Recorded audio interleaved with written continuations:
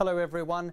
Things have settled down over the eastern parts of the country after exceptional rainfall over the last few days. And taking a closer look at the rainfall figures over the 3-day period leading up to early on Saturday morning, we can see that Pretoria received the bulk of the rain, over 200 millimetres of rain at the University of Pretoria's experimental farm, over 170 in Pretoria East as well as Unisa, while Johannesburg Botanical Gardens received 124 millimetres of rain. Truly exceptional rainfall having taken place in the area.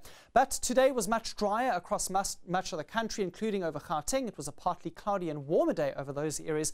There were a couple of showers that popped up in the northern and eastern Cape in the afternoon, and a weak front brushed over the southwestern coastline during the course of the afternoon. That front will move eastwards tomorrow. Behind it, there could be some early rain over parts of the Western Cape, but that will clear. And in the afternoon, thunder showers are likely for just about all of eastern South Africa, and it will be especially stormy for some areas in the northwest as well as the Free State and the Eastern Cape.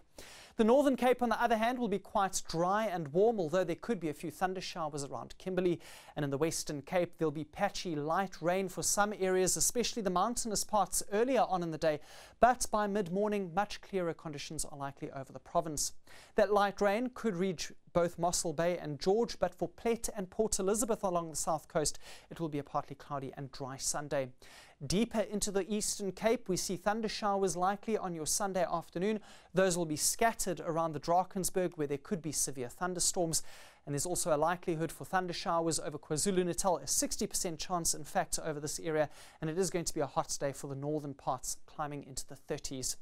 Isolated thunderstorms expected for Mpumalanga. Very hot conditions into the Lowveld, where Skukuza reaches a high of 38 degrees.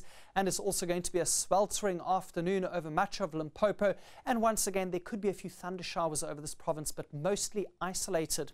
For the northwest, on the other hand, scattered storms will be developing on Sunday.